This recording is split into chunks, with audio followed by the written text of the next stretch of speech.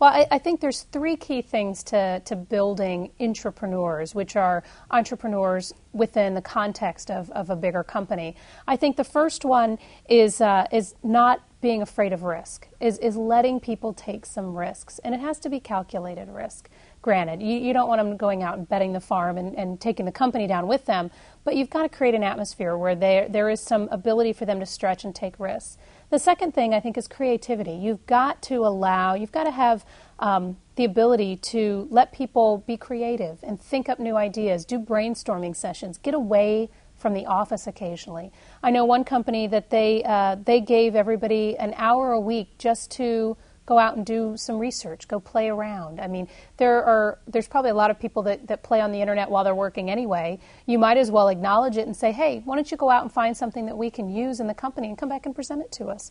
Give them a reason to do that, something that's going to benefit your company. And then the third thing is not harming people or not reprimanding them too harshly if they fail, allowing them to fail. I had one manager who we were looking for a manager in our development department, and one of the developers said, I'd like to give it a stab. Well, we gave him an opportunity as a manager. Unfortunately, he wasn't the managerial type, and it didn't work out. So I was faced with a choice. What do I do? Do I fire him?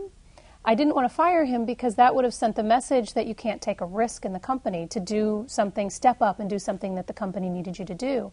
So I didn't fire him. We took him out of management, and actually I managed him for a while. But if I had hurt him or if I had penalized him for failing, then I would have discouraged anybody else from taking that risk.